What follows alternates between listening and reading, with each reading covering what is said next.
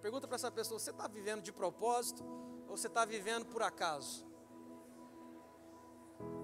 Você está vivendo de propósito ou você está vivendo por acaso?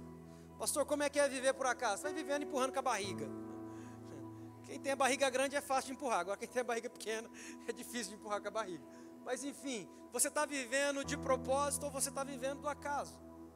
Nós temos já algumas semanas falando sobre isso, sobre propósito, sobre a importância de vivermos e de manifestarmos o propósito de Deus para nossas vidas. E hoje eu quero falar com você sobre o propósito de Deus para a família. Quem é pai e é mãe aí diz amém? Eu quero falar sobre o propósito de Deus para a família.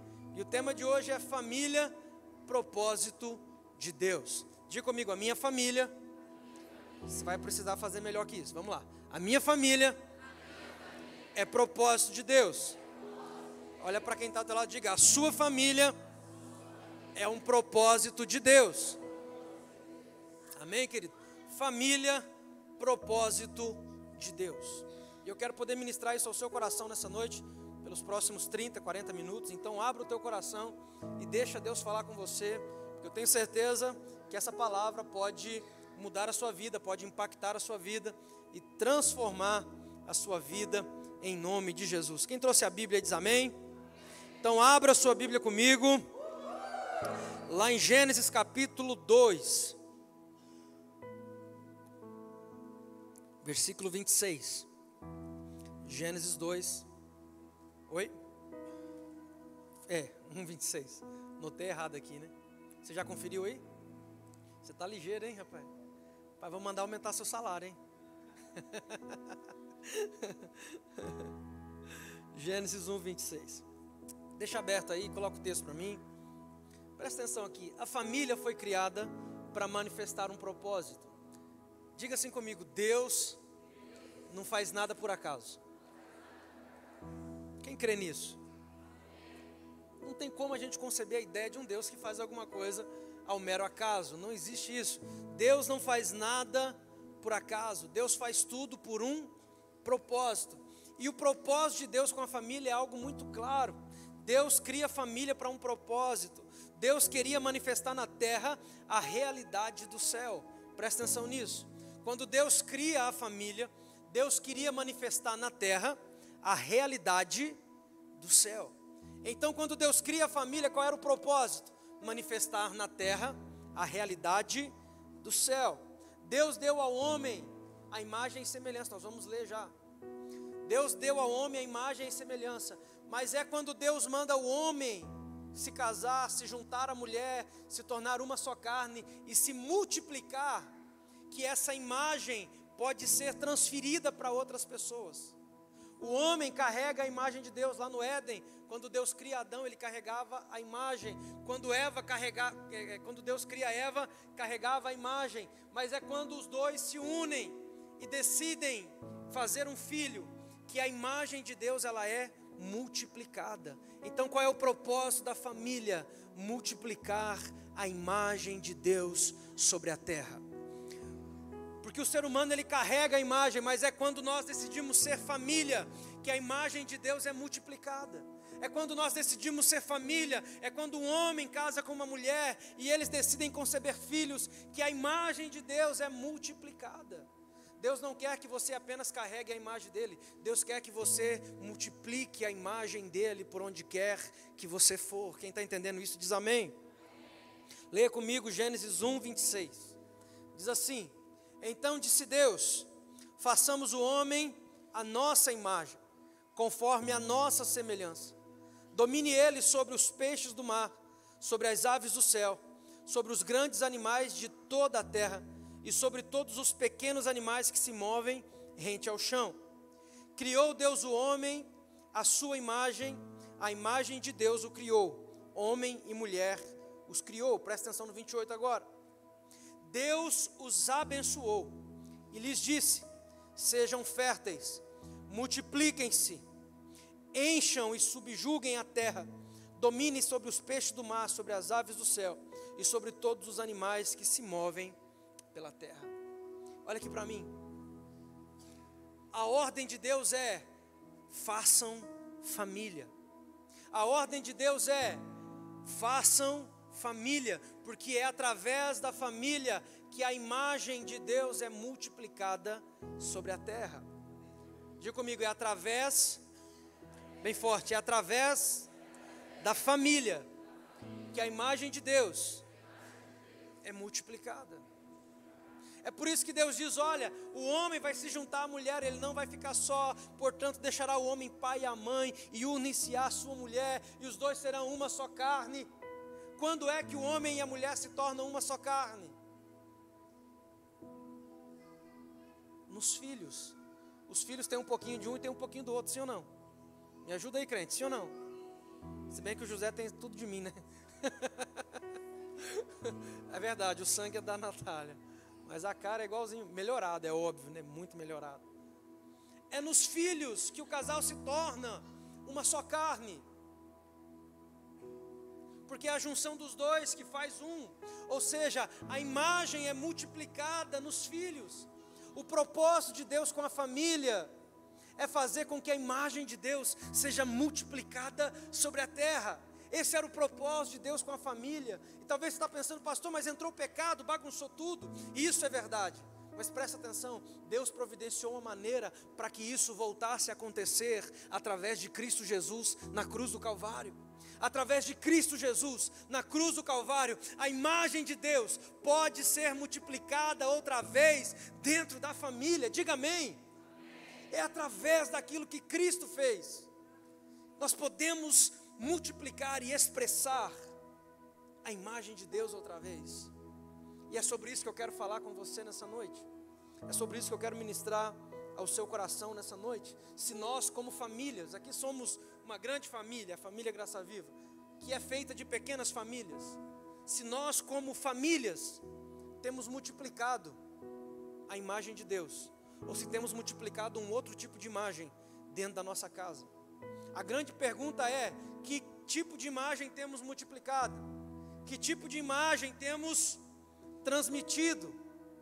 A família foi criada com o propósito de multiplicar a imagem de Deus. Quem está entendendo diz amém. Será que como família é isso que nós estamos fazendo? Será que como família nós estamos manifestando o propósito de Deus para a nossa família? É sobre isso que eu quero falar com você nessa noite, em nome de Jesus. O primeiro ponto dessa reflexão é: seja uma família missional. Quando eu vi esse termo eu fiquei meio confuso também. Missional, o que é isso, pastor? Missionário? Não, missional é que tem uma missão. Missionário é algo específico do Evangelho, alguém que foi chamado especificamente para isso. Missional é alguém que tem a consciência de que está na terra para uma missão. Qual é a missão da família? Multiplicar a imagem de Deus. Qual é a missão da sua família? Me ajuda aí, qual é a missão da sua família? Multiplicar a imagem de Deus. Então nós como família temos uma missão, temos um propósito. Ser uma família missional não significa que os nossos filhos vão ser todos pastores, todos eles vão estar envolvidos com vocação missionária, coisa da igreja. Não é isso, vai muito além disso. Porque Deus pode ter chamado seu filho para ser um grande médico, e ainda assim ele vai ter uma missão, que vai ser multiplicar a imagem de Deus, aonde Deus o plantar. Ainda que seu filho tenha sido chamado para ser um advogado, um doutor, um político, ainda assim, ele não pode perder a missão, que é multiplicar a imagem de Deus. Então nós como famílias e como pais, temos uma missão. Diga comigo, missão. Para ficar mais dentro daquilo que nós estamos falando esses dias, diga comigo, propósito. Nós temos um propósito como família. Temos, obviamente, o nosso propósito pessoal, mas temos também um propósito como família. E o nosso propósito como família é multiplicar a imagem de Deus. Primeira coisa que eu quero falar é: seja uma família missional. Provérbios 22:6, coloca para mim. Vai dizer assim: quem é pai e é mãe aí diz amém? Amém. Ensina a criança no caminho que deve andar, e ainda quando for velho, não se desviará dele. Ensina a criança no caminho que deve andar. Sabe o que está dizendo aqui? Independente qual seja a vocação do seu filho, ensina que ele tem uma missão, ensina que ele nasceu com o propósito de multiplicar a imagem de Deus aonde quer que ele vá, e quando ele for mais velho, ele não vai se desviar disso. Não importa se ele vai ser um médico, um doutor, um advogado, um empresário ou um pastor, ainda assim ele vai multiplicar a imagem de Deus sobre a terra. Será que nós, como pais, estamos sendo uma família missional? Uma família que entende que tem uma missão, que tem um propósito como família? Ou será que pior, a gente está criando os nossos filhos? Não, meu filho vai ser o que ele quiser ser. Essa semana eu fui no consultório ver o negócio do dente. E aí o dentista falou para mim assim: eu estou criando meu filho para ele escolher o que ele quer ser. Eu falei, sério? Ele falou, ele vai ser o que ele quiser, e o que ele quiser ser eu vou apoiar ele. Eu falei, que coisa, hein? Porque é totalmente o contrário do que a Bíblia diz. A Bíblia diz que nós devemos ensinar o menino no caminho que ele deve andar. Como assim? Eu estou criando para ele escolher? Que história é essa? Quem está entendendo isso? Então entenda, você que é pai, você que é mãe, você tem uma missão, você tem um propósito como família, e esse propósito é você ensinar os seus filhos no caminho que eles devem andar. Isso é o que Deus espera de mim e de você. Preciso instruir meus filhos para viverem o propósito de Deus. Os pais estão aqui ainda na igreja? Ainda estão? Parecia que foi embora todo mundo. Você pai, você precisa instruir seu filho para viver o propósito de Deus. Ah não, pastor, isso aí é com a professora da escolinha lá na igreja no domingo. Toma vergonha na tua cara, irmão. A criança fica aqui na escolinha 40 minutos. Você fica com a criança 7 dias na semana. Você quer jogar essa responsabilidade para as professoras da escolinha? Você tinha que dar uma glória a Deus pelo menos para disfarçar uma hora dessa. Não tem como você terceirizar aquilo que é um papel seu e meu como pai e mãe. Nós precisamos ser intencionais se nós queremos que os nossos filhos acertem o alvo, se nós queremos que os nossos filhos alcancem o objetivo, nós precisamos ser intencionais. Nossos filhos acordam pela manhã e vai fazer o quê, irmão? Assistir desenho? Seus filhos acordam de manhã e vai fazer o quê? Ler gibi, entrar na internet, ver vídeo no YouTube, o que vai fazer? Se é isso que está acontecendo, se a primeira coisa que eles fazem pela manhã é isso, eu sinto em te informar que você está falhando na sua missão como pai. Pastor, você não tem medo de falar isso e as pessoas não voltar para a igreja nunca mais? Não tem, irmão, porque eu prefiro que você não volte porque você ouviu uma verdade, do que você ficar porque você ouviu uma mentira. Eu prefiro de verdade. É ruim demais ver essas cadeiras vazias, mas eu prefiro que você não volte porque você se ofendeu com a verdade, do que você permaneça porque você gostou de uma mentira que foi contada. Você não vai ver isso aqui. Nós não podemos terceirizar aquilo que é o nosso propósito como pai e como mãe. Ah, pastor, você quer que coloque as crianças para orar, para jejuar? Não, não é sobre isso. O José, irmão, tem 9 meses. Ele acorda de manhã, ele tem uma biblinha lá que só tem 4 historinhas. Ele já conhece todas elas de cor, porque é a mesma história. Aí a gente abre a historinha e começa a contar para ele. E faz uma voz engraçada e contando. Ah, pastor, mas não está entendendo, é criança. Você que pensa, o subconsciente deles está absorvendo absolutamente tudo. Espírito não tem idade, perfeito. Humanamente falando, temos idade, espírito não. Estão absorvendo. E o que é que os nossos filhos estão absorvendo? Depois, quando chega lá na frente, a gente vai ter que falar: ah, pastor, você sabe, né, que essa fase da juventude é difícil, né?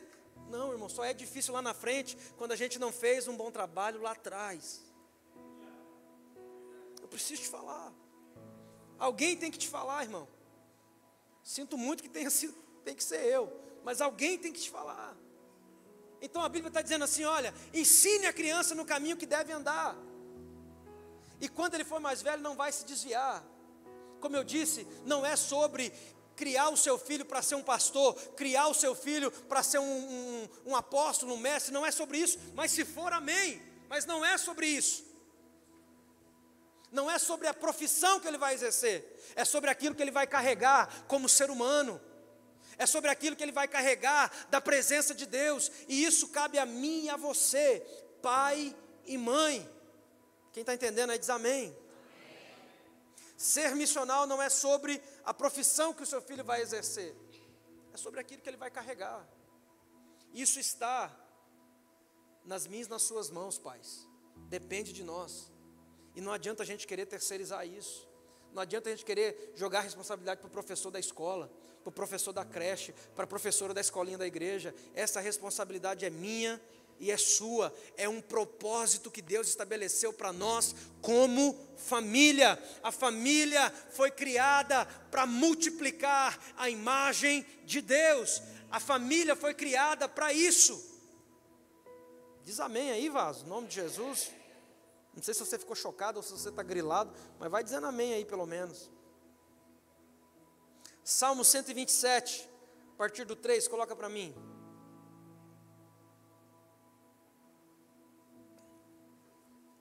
Toda vez que eu leio esse versículo, me dá 20 tipos de desespero, irmão. Você vai entender por quê. Os filhos são herança do Senhor. Os filhos são herança de quem? Diga comigo, meu filho não é meu. Diga, meu filho é herança do Senhor. Você já vai entender isso. Uma recompensa que Ele dá. Como flechas na mão do guerreiro. São filhos nascidos na juventude. Como é feliz o homem que tem a sua aljava cheia deles. Os filhos são herança do... Porque quando eu leio esse texto, sabe o que me vem à mente? A parábola onde Jesus conta que o Senhor entregou talentos, e talentos ali não é habilidades naturais, talento era uma moeda da época corrente, era dinheiro, que o Senhor entregou um talento para um, 2 para outro e 5 para outro, saiu, viajou e depois voltou para tomar conta da herança que tinha dado para o seu funcionário, e ele chamou cada um para prestar conta. Agora presta atenção, se o Senhor tomou conta de uma herança que ele havia dado aos funcionários, você acha que Deus, irmão, não vai tomar conta dos filhos que são herança dele, que ele colocou sobre a mim, sobre a sua responsabilidade? Deus vai tomar conta de mim e de você. O que é que estamos fazendo com os nossos filhos? O que é que você está fazendo com seus filhos? Pai e mãe, quais são os ambientes que você está permitindo que os seus filhos acessem? Não importa se é virtualmente ou se é presencialmente. Quais ambientes você está deixando seus filhos frequentar? Quais amizades você está deixando seu filho ter? Ah, pastor, mas se eu fizer alguma coisa ele vai chorar agora. É melhor ele chorar agora do que você chorar depois. Nós precisamos entender, irmãos, que os filhos são herança, e que se são herança que foi dada a nós, nós prestaremos conta ao Senhor. Duas coisas vamos prestar conta diante de Deus: da nossa família, dos nossos filhos, porque a família foi dada com um propósito. Prestaremos conta. Diga comigo, eu vou prestar conta da minha família, dos meus filhos. E a outra coisa que você vai prestar conta é do seu chamado pessoal, porque temos dois chamados. Um chamado como família, que é levar a minha família ao Senhor, instruir meus filhos ao caminho do Senhor. E um outro chamado pessoal, de algo que Deus me chamou para fazer pessoalmente. Quem está entendendo isso? Se os filhos são herança, você pode ter certeza, irmão, prestaremos conta. Olha para quem está ao teu lado, me ajuda a pregar e fala assim: você vai prestar conta dos seus filhos. E uma outra coisa que me chama a atenção nesse texto, porque a Bíblia diz que os filhos são como flecha na mão do valente. Diga comigo, meus filhos são flechas. Sabe para que serve uma flecha numa guerra? Você sabe? Ah, para atingir o inimigo, é óbvio. Mas tem que ter um significado mais específico. Quando o guerreiro não pode chegar até a batalha, está muito perigoso, o que o guerreiro faz? Ele envia uma flecha. Ou seja, se os filhos são flechas, significa que eles devem ser preparados para ir mais longe do que nós fomos, para chegar mais longe do que nós chegamos. E se os filhos são flechas, alguém está apontando essa flecha. E quem é que está apontando essa flecha, irmão? Diga comigo, sou eu. Diga, sou eu. Você pai, você mãe, está apontando essa flecha que é o seu filho. E a grande pergunta é, você está apontando seus filhos para onde? Você está apontando seus filhos para viverem o quê? Para viver o que todo mundo lá fora está vivendo? Não, irmão, eu não sei você. Tem um ditado aí que diz, a gente cria filho para o mundo. Se você compactua desse pensamento, eu respeito, mas discordo. Eu estou criando filho para o reino de Deus. Meus filhos estão sendo criados para o reino de Deus. É para isso que eu os crio. Para o reino, não para o mundo. Não para o mundo. Porque se eu criar eles para o mundo, irmão, eles já começam perdendo. Olha como é que o mundo está hoje. Imagina como vai estar daqui 15 anos. Ontem eu estava lá sentado vendo José. Uma fofura. E eu fiquei pensando, meu Deus, como vai ser o mundo daqui 20 anos, se Jesus não tiver voltado? Como vai ser o mundo que o José vai começar a viver como um jovem daqui 20 anos? Se hoje, irmão, já está feia a coisa. Se hoje a gente já não pode falar o que deve ser falado. Se hoje a gente já tem as restrições que são impostas sobre nós. Do politicamente correto. Da política do cancelamento. Você fala qualquer coisa, vai cancelar. Vai todo mundo vir contra você. Ai, não é assim, não pode falar. Porque a verdade começou a incomodar. E eles estão se levantando contra ela. Imagina daqui 20 anos.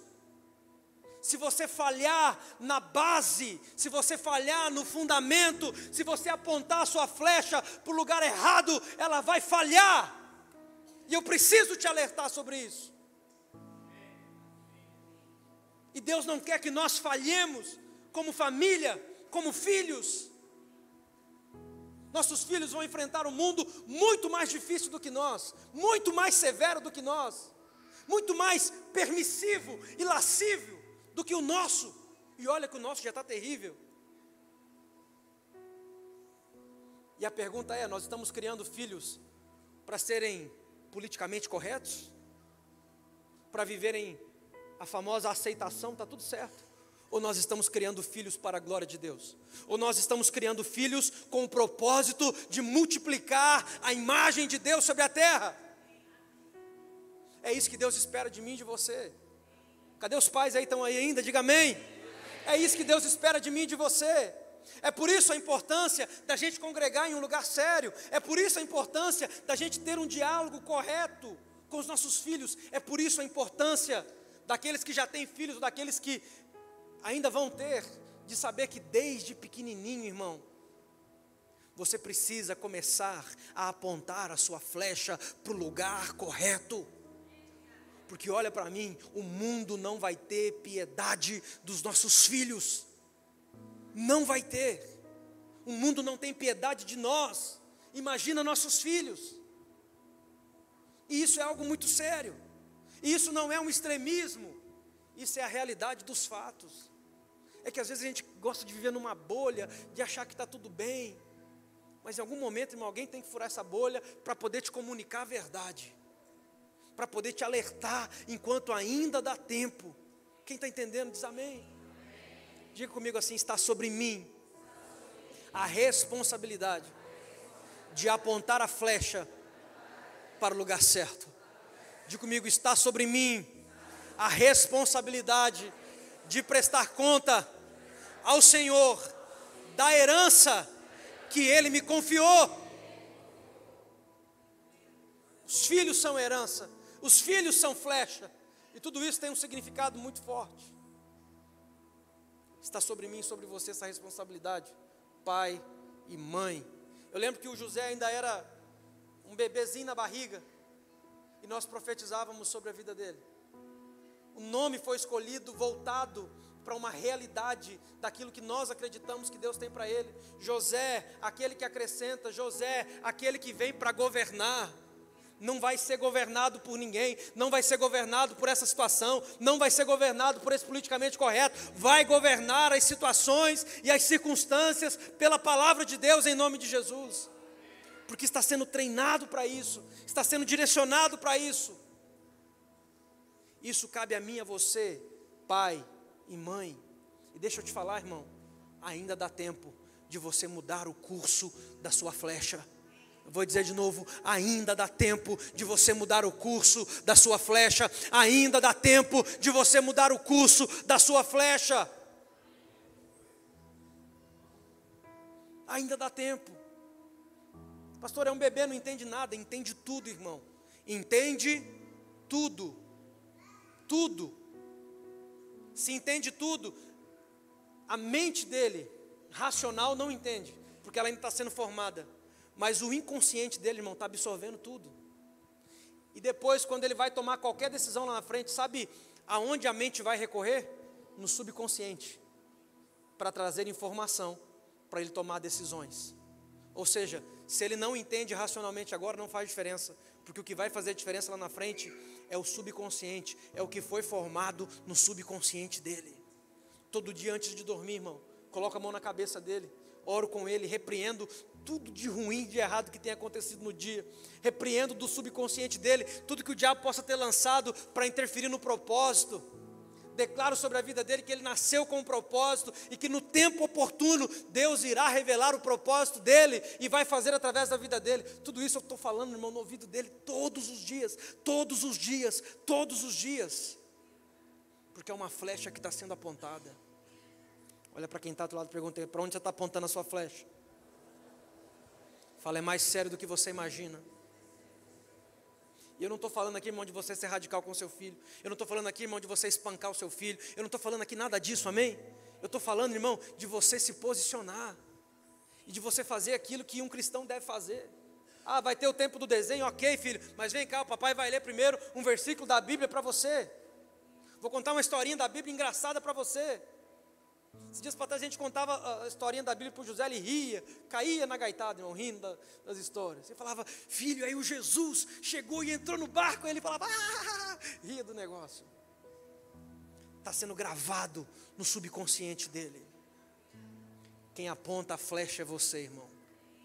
Se a flecha for para o lugar errado, se a flecha tomar um rumo errado, não queira culpar outras pessoas. Quem aponta a flecha é você.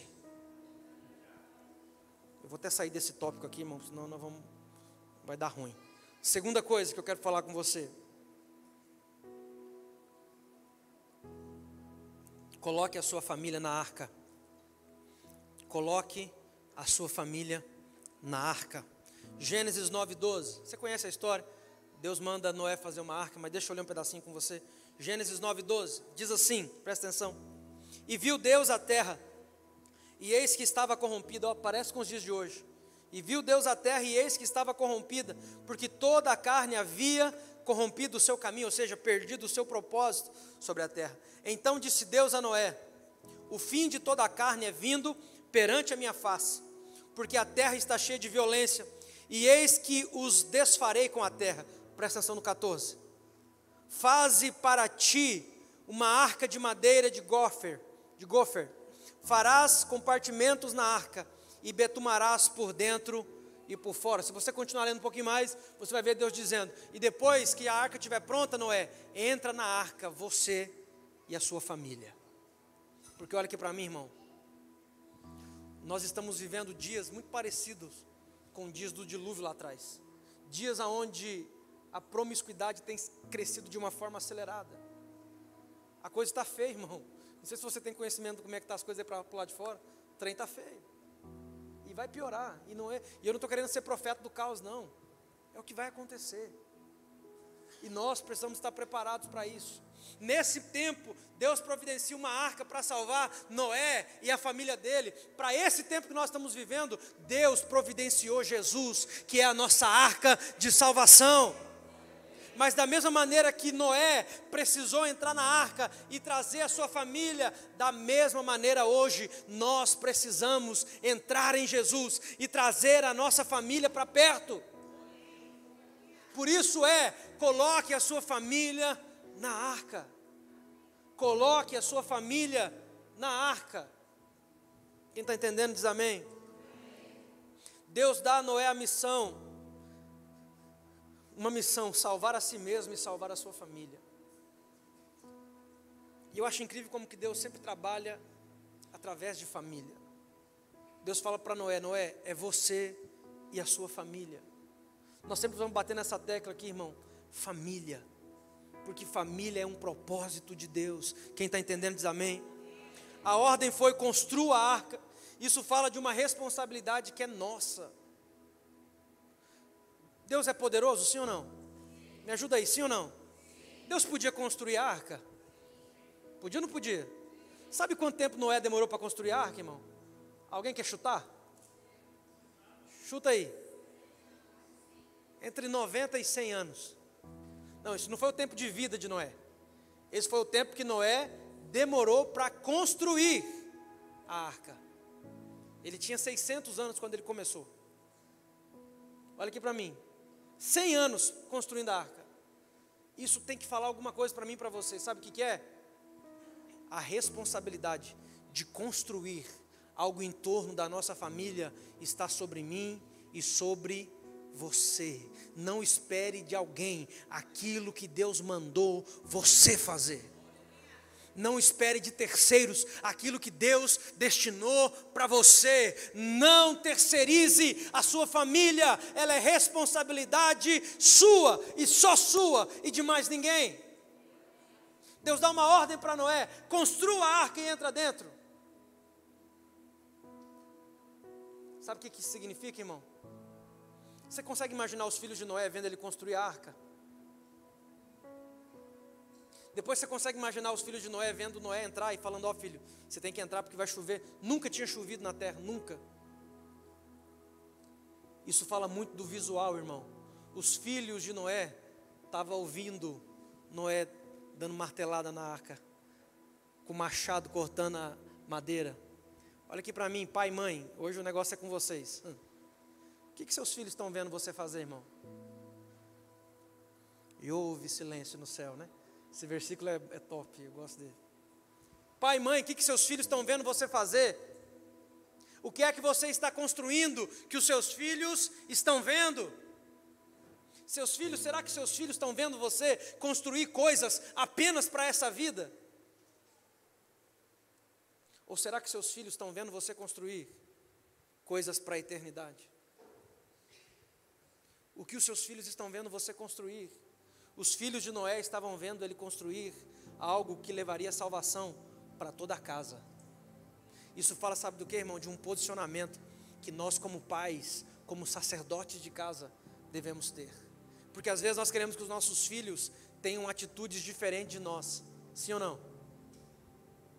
Porque é aquele ditado, né? Faça o que eu falo, mas não faça o que eu faço. Pode acreditar, com os nossos filhos é totalmente o inverso. Eles não vão fazer aquilo que a gente fala. Eles vão fazer aquilo que eles nos veem fazendo. E a grande pergunta é: o que nossos filhos estão nos vendo fazer? A gente manda eles orar, mas eles nos veem orando? A gente manda eles ir para a igreja, mas às vezes a gente fala assim: eu estou com uma preguiça de ir, não vou.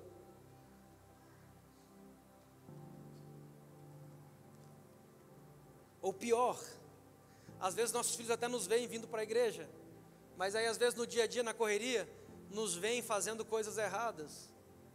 Alguém liga, aí a sua esposa atende, aí fala assim: amor, é fulano. Aí você diz assim: fala que eu não estou. E o seu filho do lado vendo: uai pai, como é que você não está? Você está aqui do lado.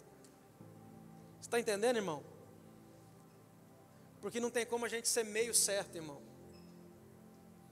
Ou a gente vai se esforçar para a gente caminhar em Deus, dentro de um posicionamento de integridade, de fidelidade, de lealdade ao Senhor. Pastor, mas a gente pode errar? Claro que pode, irmão. A gente é ser humano, a gente não é perfeito. Mas a decisão é de continuar caminhando. E aquilo que a gente errou lá atrás, a gente não erra de novo. Porque os nossos filhos não vão fazer aquilo que eles nos veem, ouvem a gente falando para fazer. Eles vão fazer aquilo que eles estão vendo a gente fazer. Quem está entendendo diz aleluia. Coloque seus filhos na arca, irmão. Entre na arca de verdade. Dá um abraço, não, olhando para o irmão do lado e fala assim: entra na arca de verdade, irmão. Tem gente que entrou na arca, mas ele está assim, ó: rapaz, vou ficar aqui com o pé meio para fora, porque não está chovendo ainda. A hora que começar a chover, eu pulo para a arca. Sabe quantos dias demorou chover para depois que eles entraram na arca, Deus, continue lendo depois, você vai ver. Deus fala para Noé, quando ele termina a arca, ele fala assim, ó, entra na arca, você e a sua família. Noé entra, a Bíblia diz que Deus fecha a arca do lado de fora, ou seja, é para vocês não tentar sair do lado de dentro, é eu que vou fechar. Sabe quantos dias demorou chover, depois que eles entraram na arca? 7 dias, lá dentro. Imagina os filhos, mas pai, você falou que ia chover, já passou 2, 3 dias, não caiu, não está chovendo nada, está todo mundo gritando aqui fora, pedindo para subir, não tem chuva nenhuma, pai.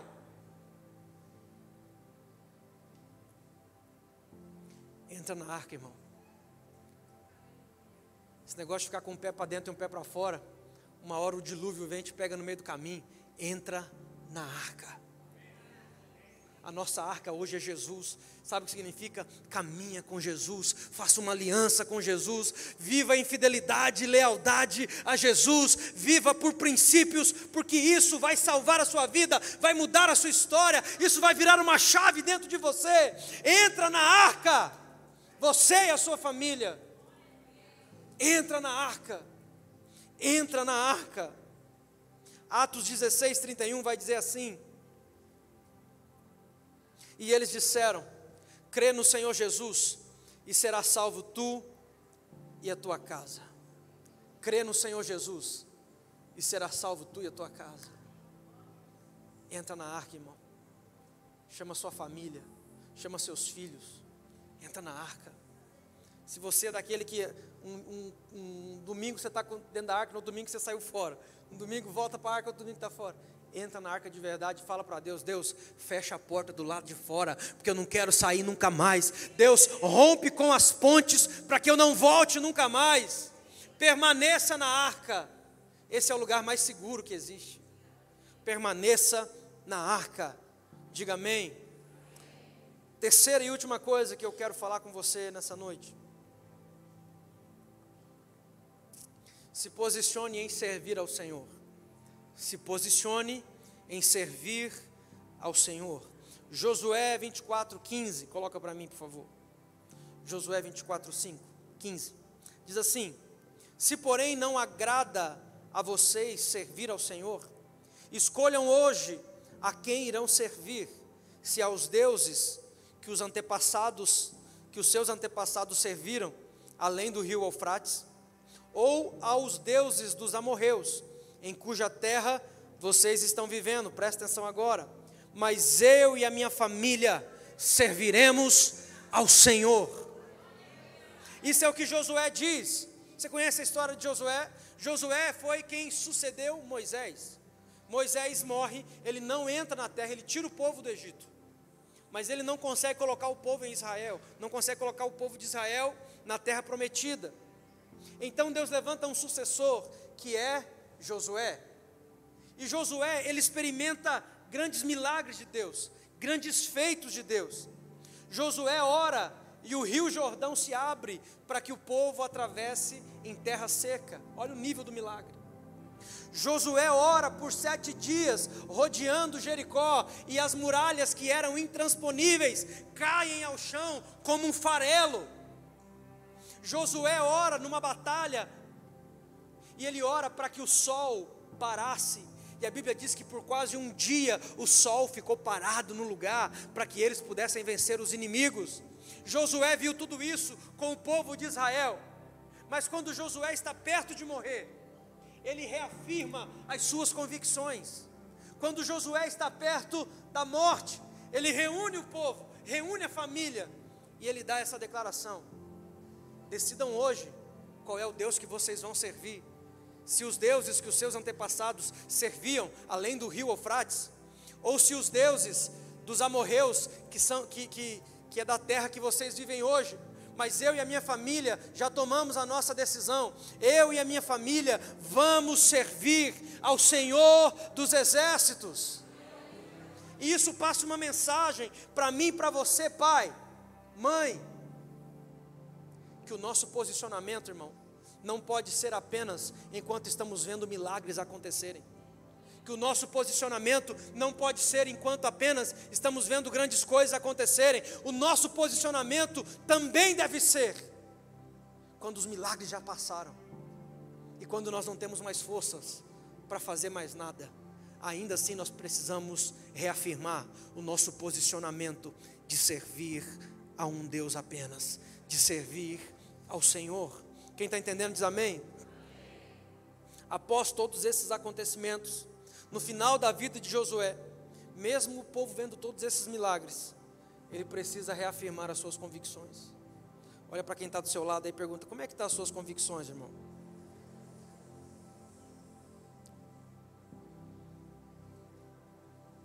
Como é que está? Porque assim, às vezes a gente vai vagando, né? A gente vaga para um lugar, vaga para outro, vaga aqui, vaga ali, e a gente vai vivendo a vida, mas chega uma hora, irmão, presta atenção nisso, chega uma hora que a ficha cai, chega uma hora que a gente entende, cara, o tempo está acabando, eu preciso me posicionar, o tempo está acabando, eu preciso me posicionar,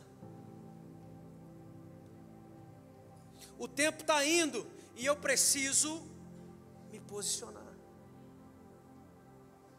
Qual é a sua situação hoje? Será que você precisa reafirmar as suas convicções em Deus novamente? Como está o seu nível de caminhada com Deus? Olha aqui para mim. Como está o seu nível de caminhada com Deus? Será que você precisa reafirmar algumas coisas, alguns princípios, algumas situações? O Emilson estava falando aqui sobre a questão do dízimo e da oferta, e eu lembrei aqui agora que uma das conversas que eu tive com ele, foi até aqui na frente da igreja, foi explicando para ele o que o nosso dízimo causa na vida dos nossos filhos. Porque presta atenção, irmão, dizimar não é apenas um ato onde nós damos dinheiro para a igreja, ou, não é sobre isso, é um princípio de honra e de provisão. Todos nós aqui, muitos de nós, poucos aqui nasceram em lares que já eram evangélicos. Quem nasceu em lar evangélico, levanta a mão, deixa eu ver. Agora deixa eu perguntar, quem não nasceu em lar evangélico, levanta a mão, chacoalha para você ver. Ou seja, nós não tínhamos instrução, os nossos pais não conseguiram preparar o caminho para nós, foi muito mais difícil. Sabe por quê, irmão? Porque uma das coisas que o dízimo causa na vida dos nossos filhos, é que eles vão encontrar os céus abertos sobre eles. Nós queremos que os nossos filhos prosperem, sim ou não? Nós queremos, rapaz, eu olho para o José, eu quero que ele seja próspero demais, eu quero que ele viva a abundância de Deus. E é claro que o que depender de mim como pai, em dar um bom estudo, uma boa educação, em instruir, é claro que nós faremos, mas existe algo que precisa ser feito espiritualmente também, porque nunca é só naturalmente, irmão. Na verdade é o espiritual que governa o natural. Quem está entendendo isso? E quando os pais têm um posicionamento de fidelidade ao Senhor e de ser dizimista, é isso que eu falei para o Emilson num dia. Eu falei, nós estamos facilitando o caminho dos nossos filhos. Falei, porque eu não quero que os meus filhos encontrem a dificuldade que eu encontrei. E eu sei que se eu me posicionar, eles vão encontrar céus abertos sobre eles. Então sabe o que às vezes precisa, irmão? A gente reafirmar as nossas convicções em Deus. Porque com o nosso posicionamento, nós podemos facilitar a vida dos nossos filhos, ou nós podemos dificultar a vida deles. E essa é a grande verdade. Eu sei que poucos lugares te falam isso com toda clareza, e eu até entendo talvez alguns pastores, porque é difícil, é duro, porque às vezes você fala uma verdade, a pessoa não gosta e vai embora, irmão. E aí às vezes por não querer que a pessoa vá embora, é melhor você manter a pessoa com pequenas mentiras, ou com pequenas inverdades. Não é uma mentira bem contada totalmente, mas acaba sendo uma inverdade. Mas desde o dia que Deus me chamou para essa obra, irmão, eu fiz um compromisso com Deus. Eu vou falar a verdade. E se quem quiser ficar pela verdade, irmão, amém, vamos embora caminhar junto. E se quem não quiser ficar porque ouviu a verdade, eu vou ficar feliz, irmão, de verdade. Porque se a pessoa quer viver no engano e decide não ficar porque ouviu uma verdade, significa que a gente está no caminho certo, significa que a gente está apontado para a direção correta. Sinto muito no meu coração, de verdade, quando alguém ouve uma verdade e fala, não quero, a igreja é muito dura, se bem que eu acho que não é. Mas como eu disse agora há pouco, eu prefiro que você vá embora porque você ouviu uma verdade e se ofendeu, do que você fique porque você ouviu uma mentira e gostou. Os nossos posicionamentos vão facilitar ou vão dificultar a vida dos nossos filhos. Vou dizer de novo, o seu posicionamento, ele vai facilitar ou ele vai dificultar a vida dos seus filhos. Porque tudo que você faz afeta os seus filhos, sim ou não? Você já percebeu que quando o casal desentende dentro de casa, os filhos sentem? Quem pai já percebeu isso? É óbvio. Porque tudo que fazemos interfere na vida deles.